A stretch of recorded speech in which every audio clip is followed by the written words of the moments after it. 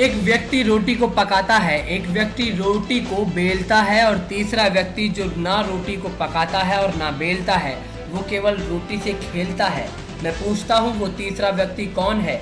मेरे देश की संसद मौन है।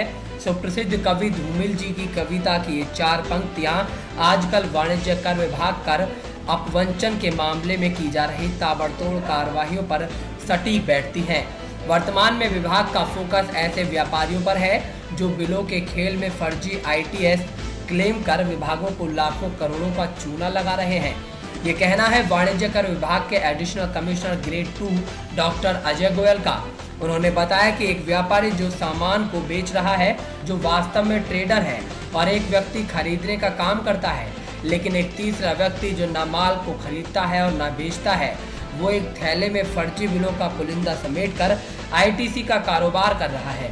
उसने इसी को अपना धंधा बनाया हुआ है और वर्तमान में वाणिज्य कर विभाग की नज़र ऐसे फर्जी कारोबारियों पर है, जिसके लिए उनके द्वारा विभाग में एक ITS सेल का गठन किया गया है, जिसका काम केवल ऐसे फर्जी कारोबारियों पर नजर रखना होगा जो फर्जी बिलों के खेल में माहिर हैं। उन्होंने विधान केसरी को बताया कि विभाग ने आयरन स्टील ट्रेड में फर्जी बिलों के माध्यम से लगभग 11 करोड़ की बोगस खरीद पकड़ी है, जिसमें विभाग को लगभग 9 करोड़ का प्रत्यक्ष और अप्रत्यक्ष राजस्व प्राप्त होगा। शासन ने जब वैट लागू किया था तो शासन की मंशा ये थी कि व्यापारी को राहत दी जाए, व्यापारी को मल्टी पॉइंट टैक्स न देना पड़े। कुछ लोगों ने इसके अंतर्गत दी जाने वाली इनपुट टैक्स क्रेडिट ITC का मिसयूज़ करना चालू कर दिया, जिसके अंतर्गत न तो कुछ माल खरीदा गया न कुछ माल बेचा गया, केवल पर्चे जारी किए गए।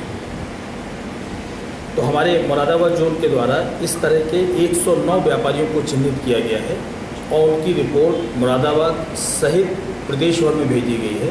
इन लोगों से के विरुद्ध कार्रवाई हम करेंगे, RITC की कार्रवाई करेंगे। जो इन्होंने ITC विभाग से क्लेम की है उसको रिवर्स करेंगे, जिसको हम RITC कहते हैं, और इनके विरुद्ध अर्थदंड की कार्रवाई करेंगे। इससे विभाग को 8.96 करोड़ का रेवेन्यू जनरेट होगा और ये सेल जो गठित किया गया है ये लगातार इसी तरह से काम करता रहेगा। इसके लिए हमको फाइलों को नहीं देखना पड़ता है। माननीय कमिश्नर साहब के निर्देशन में हमारी वेबसाइट काम कर रही है, उस पर ये सारी सूचनाएं पड़ी हुई हैं और लग्नक A और लग्नक B का मिलान करने से हमको पता लग जाता है कि किसने बेचा है और किसने खरीदा है। जब वो फिगर हमारी मिसमैच कर जाती है तो हम उसको ये मानते हैं कि जो इसने ITC क्लेम की है वो ITC गलत क्लेम की है। उसके लिए हम RITC और पेनल्टी की कार्रवाई करते हैं। दूसरा, हम लोगों ने एक यहाँ पे प्रयोग किया है, रेलवे से यहाँ पे कुछ तत्व हैं जो लगातार माल लेकर आ रहे थे और जब हमारी टीमें वहाँ पर कार्य करने के लिए जाती थी तो उनकी निगरानी वो करने लगते थे और माल को निकालना बंद कर देते थे। रेलवे कैंपस के अंदर से माल को पकड़ने में हम लोगों के सामने कई अड़चनें हैं। तो सारी सचल इकाइयों को निर्देश दिए गए हैं कि दिन में कई बार वो अचानक वहाँ पर जाएं और जो माल वहाँ से निकल रहा हो उसको पकड़ें। इस महीने हमको उसमें बहुत अच्छी सफलता भी मिली है।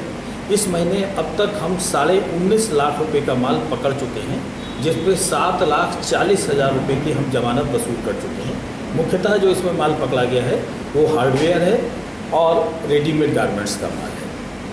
गत वर्ष इसी अवधि में रेलवे से केवल 94,000 रुपये जमा कराए गए थे।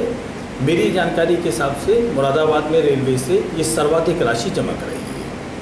एक और बहुत अच्छा महत्वपूर्ण मामला हम लोग प्रकाश में लाए हैं। कहीं से सूचना मिली कि एक सोलर कुकर का निर्माता है जिस पर टैक्स की लायबिलिटी है, लेकिन उनके द्वारा उसको स्वीकार नहीं किया जा रहा है और विभाग में कर भी नहीं जमा किया जा रहा है और गत 2 वर्षों से उनका रजिस्ट्रेशन विभाग में सस्पेंड चल रहा है। उनके द्वारा कोई रिटर्न भी नहीं दिया जा रहा है। उनकी निगरानी कराई गई। उनके यहाँ से 250 सोलर कुकर लेकर निकलने वाले वाहन को रोका गया। उस पर 8 लाख रुपये पे 3,20,000 रुपये का अर्थदंड हम लोगों ने वसूल किया। उसके बाद उनके व्यापार स्थल की जांच की गई।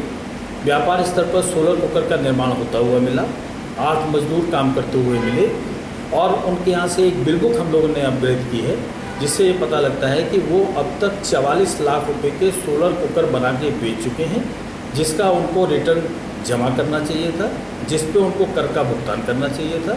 न तो उन्होंने कोई रिटर्न जमा किया है, न उन्होंने कर का भुगतान किया है।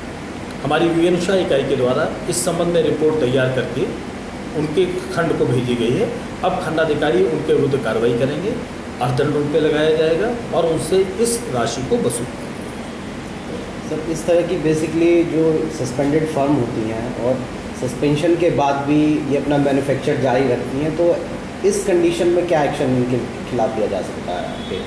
अगर किसी फर्म को सस्पेंड किया गया है और उसके बाद भी वो अपना कार्रवाई जारी रख रही है, तो खंड अधिकारी की ये जिम्मेदारी है कि सस्पेंड करने के बाद उस फर्म के व्यापार स्थल की जाके जांच करे और अगर वो कार्य कर रही है तो उसके खिलाफ कार्रवाई करे, और अगर वो कार्य नहीं कर रही है तो सस्पेंड को निरस्त में कन्वर्ट कर दे। सस्पेंशन को बहुत लंबे समय तक हमको कैरी नहीं करना चाहिए। Right, thank you.